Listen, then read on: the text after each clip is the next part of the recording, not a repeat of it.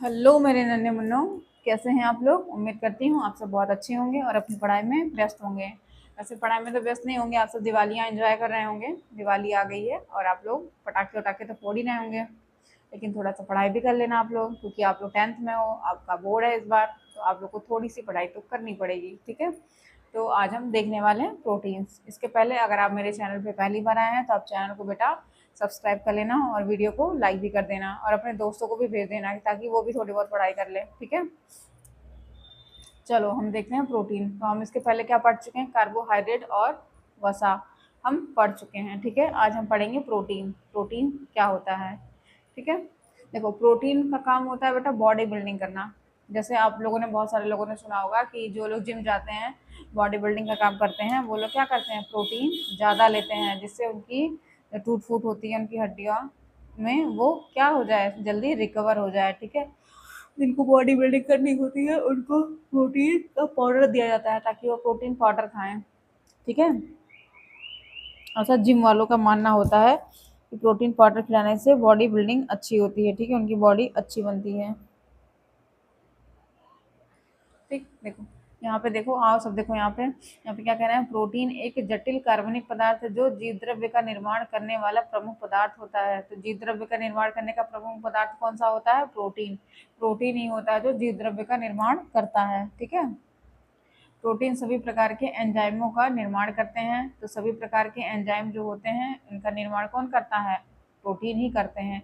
ये शरीर में एंजाइम कौन कौन से, जैसे आपने लाइपेज पढ़ा होगा, लाइपेज एंजाइम, ठीक है। टायलिन एंजाइम जो आपकी जीभ में पाई जाती है, आपके लार में पाई जाती है, जिससे आपके भोजन का पाचन होता है, वो सारे एंजाइम्स होते हैं, ठीक है। और एंजाइम कौन बनाता है, एंजाइम आपके प्रोटीन बनाते हैं, ठीक है। प्रोटीन ही एंजाइमों का निर्माण करते हैं। अच्छा, प्रोटीन को पचाने के लिए कौन सा एंजाइम होता है, पेप्सिन होता है। दूध को पचाने के लिए रेनिन एंजाइम होता है,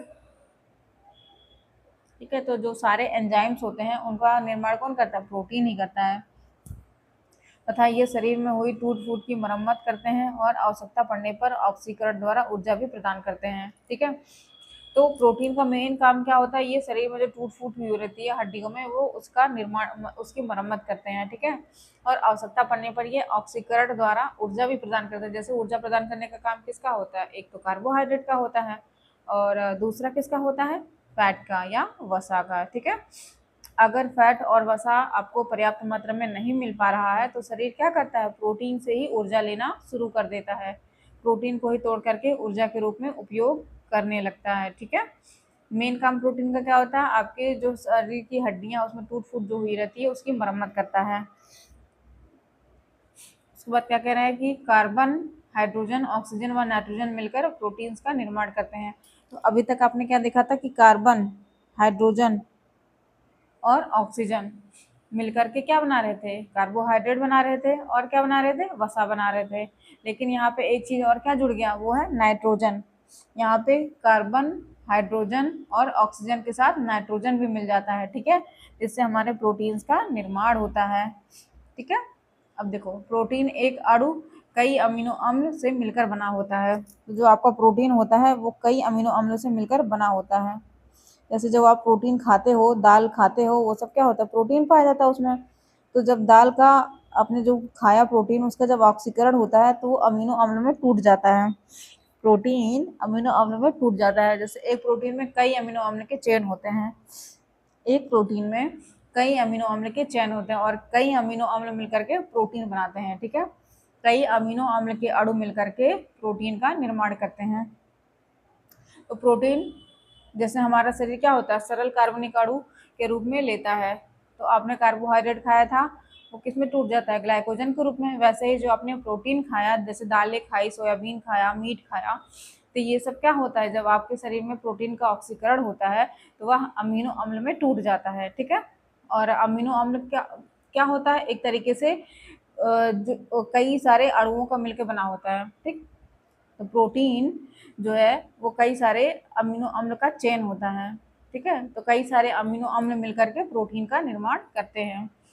अतः अमीनो अम्ल प्रोटीन की संरचनात्मक या एकल मोनोमर इकाई है, ठीक है। तो इसकी मोनोमर इकाई या अमीनो अम्ल प्रोटीन का संरचनात्मक इकाई होती है। अब जंतुओं के जीव द्रव्य की संरचना में लगभग 20 प्रकार के अमीनो अम्ल पाए जाते हैं। जैसे हम जंतु हैं तो हमारे में 20 प्रकार के अमीनो अम्ल पाए जाते हैं। ठीक, इनमें से 10 अमीनो अम्ल का कोशिकाएं स्वयं निर्माण करती हैं तथा 10 भोजन के रूप में लिए जाते हैं। तो टोटल आपके शरीर में 20 प्रकार के अमीनो अम्ल पाए जाते हैं। ठीक है, जब आप 12th में जाओगे तो आपको 20 का नाम याद करना पड़ेगा। 20 का नहीं तो 10 का तो आपको याद ही करना पड़ेगा, क्योंकि 10 तो आपके बॉडी में पाया जाता है और 10 आपके शरीर में पाया जाता है और 10 आपको बाहर से अपने भोजन के रूप में लेना पड़ता है। ठीक है, तो 20 प्रकार के टोटल आपके शरीर में अमीनो अम्ल पाए जाते हैं। 10 अमीनो अम्ल जो होते हैं ये बहुत ही ज़्यादा आवश्यक होते हैं, इसलिए ये शरीर खुद ही बना लेता है। आपके ऊपर तो भरोसा नहीं है, क्या पता आपने खाना ही नहीं खाया, क्या पता मम्मी से नाराज हो गए, क्या पता पापा ने आपको डांट दिया तो आपने बोला अब तो मैं खाना ही नहीं खाऊंगा, अब तो मैं अनशन पे बैठा हूँ। तो कभी कभी ऐसा होता है कि आप गुस्सा हो जाते हो या नाराज हो जाते हो या आपकी गर्लफ्रेंड आपको कुछ कह देती है तो बोलते आ रहे तुम मुझसे मिलने नहीं आ रही तो मैं खाना नहीं खाऊंगा, तुमने मेरा ये काम नहीं किया तो मैं ये नहीं करूंगा, तो आप सब खाना ही खाना छोड़ देते हो। तो बेचारा प्रोटीन उसको अमीनो अम्ल कहाँ से मिले, तो उसको आप पे भरोसा नहीं होता, वो खुद ही अपना बना लेता है। यार तू तो बना नहीं सकता, मैं ही बना लेता हूँ, तू खाएगा नहीं तो मैं क्या करूँ, मुझे तो काम करना ही है। तो क्या करता है, वो खुद ही बना लेता है क्योंकि उसको आप पे भरोसा नहीं है। ठीक है, और 10 अमीनो अम्ल जो कम आवश्यक होते हैं ये आपके ऊपर छोड़ देता है कि ठीक है भाई, थोड़ा बहुत भरोसा कर लेता है कि ठीक भाई तू ही दे देना, खा लेना खाना तो मैं खुद ही ले लूँगा। ठीक है, तो 10 भोजन के रूप में लिए जाते हैं और 10 कोशिकाएं स्वयं बना लेती हैं। जिनका निर्माण कोशिकाएं स्वयं करती हैं उन्हें अनावश्यक या नॉन इसेंशियल अमीनो अम्ल कहते हैं। जिनका निर्माण कोशिकाएं स्वयं करती हैं उन्हें अनावश्यक अमीनो अम्ल कहते हैं तथा शेष 10 अमीनो अम्ल आवश्यक कहलाते हैं। तो 10 क्या होते हैं, आवश्यक होते हैं और 10 अनावश्यक होते हैं।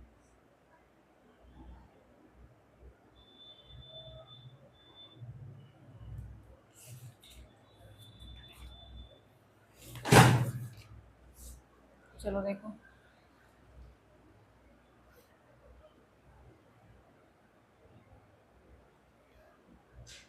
दिख रहा है ना आप लोग को।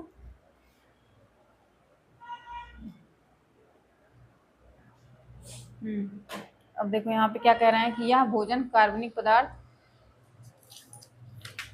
ये रहा, जंतुओं से प्रोटीन कहाँ से मिलता है, जंतुओं से प्रोटीन मांस, मछली, दूध, अंडा तथा पनीर आदि से प्राप्त होता है। जैसे जो लोग नॉनवेज खाते हैं वो तो क्या खा सकते हैं, मांस खा सकते हैं, मछली खा सकते हैं, अंडा भी खा सकते हैं। लेकिन जो वेजिटेरियन है वो कहाँ से लेंगे, वो पनीर खा सकते हैं, दूध ले सकते हैं। ठीक है, यहाँ से उनको मिल सकता है, ये जंतुओं से मिल सकता है। और अगर वनस्पतियों की बात करें, वनस्पति जगत में तो आप कहाँ से ले सकते हो, दालों से, गेहूं से, मूंगफली से, बादाम से। यहाँ से आप, अगर आप वेजिटेरियन हो, प्योर वेज खाते हो, जैसे मैं पूरी तरीके से वेजिटेरियन हूँ, मैं तो आपका लहसुन प्याज भी नहीं खाती। ठीक है, मैं अनियन और गार्लिक भी नहीं खाती, मैं पूरी तरीके से वेजिटेरियन हूँ। ठीक है, तो यहाँ पे अगर मुझे प्रोटीन की ज़रूरत है तो मैं क्या करूँगी, मैं दाल खाऊंगी, गेहूँ खाऊंगी, मूंगफली खाऊंगी, बादाम खाऊंगी। ठीक है, पनीर खा सकती हूँ, दूध ले सकती हूँ, तो यहाँ से मैं अपने प्रोटीन का सोर्स पूरा करती हूँ। ठीक है, और जैसे जो लोग नॉन वेज खाते हैं वो मांस भी ले सकते हैं, अंडा भी ले सकते हैं, मछली भी ले सकते हैं, और चाहे तो वनस्पति जगत में दाल, गेहूँ। अब जैसे डेली तो आप मांस खा नहीं सकते हो तो आप डेली दाल तो खा ही सकते हो ना, डेली आप रोटी खा सकते हो, तो आपको वहाँ से प्रोटीन का सोर्स मिल जाता है। ठीक है, अब देखो अगला कह रहा है कि प्रोटीन के कार्य क्या क्या होते हैं। तो सबसे पहले यह कार्य क्या करता है, यह शरीर में वृद्धि, निर्माण तथा टूट फूट की मरम्मत का कार्य करता है। तो सबसे ज़्यादा जरूरी प्रोटीन का काम होता है शरीर की में वृद्धि करना। इसलिए जब बच्चे छोटे होते हैं तो उन्हें हम क्या कहते हैं, दाल पिया करो, नहीं तो लंबाई तुम्हारी नहीं बढ़ेगी, तुम्हारा ग्रोथ सही से नहीं हो पाएगा। इसीलिए हम बच्चों को दाल ज़्यादा देते हैं ताकि वो दाल पिए। और सभी बच्चों को, मैक्सिमम बच्चों को तो दाल अच्छा भी नहीं लगता, वो पीना भी नहीं चाहते। ठीक है, तो उन्हें हम यही बोलते हैं कि पहले के ज़माने में दादी और मम्मी के टाइम में कि बोलते थे बेटा दाल पियो तभी लंबे होगे, नहीं तो पापा के जैसे लंबे होना है तो दाल पीना पड़ेगा। ठीक है, और काम क्या करता है, यह टूट फूट की मरम्मत भी करता है। ठीक है, दूसरा क्या है, हीमोग्लोबिन नामक प्रोटीन रक्त परिवहन में ऑक्सीजन का वहन करती है।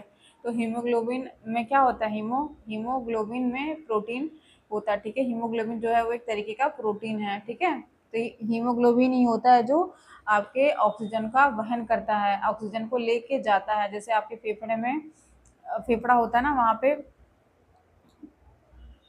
अब ऑक्सीजन आ जाता है फेफड़े में।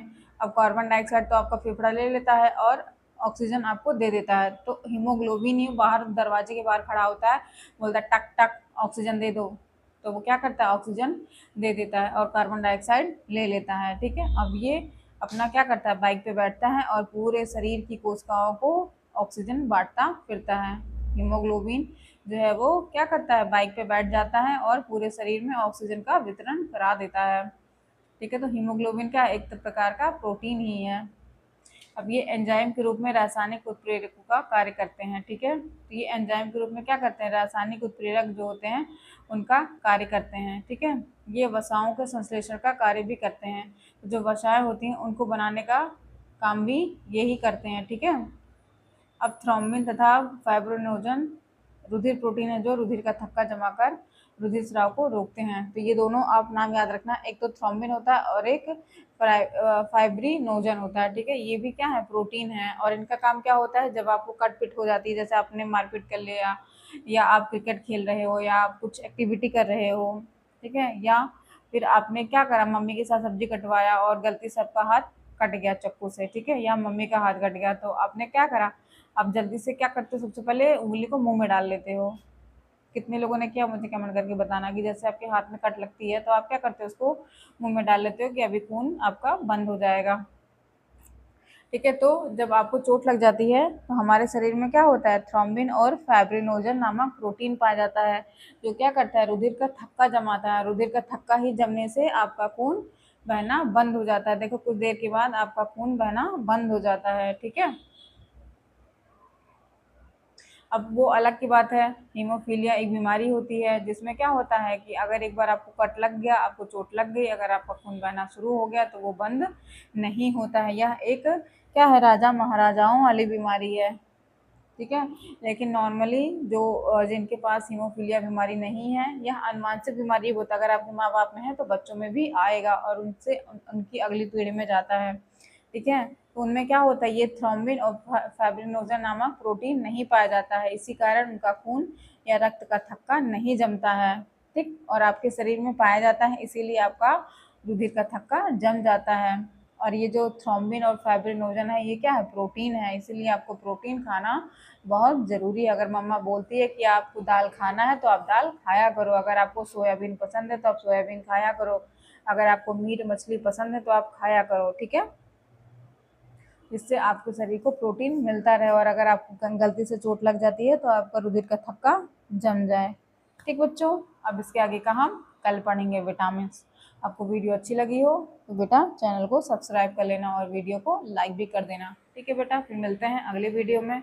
आप सभी को दिवाली की बहुत बहुत शुभकामनाएं। आप लोग अच्छे से दिवाली मनाइए, खूब पटाखे फोड़िए, लेकिन ज़्यादा वातावरण को प्रदूषित मत करिएगा, ठीक है बच्चों।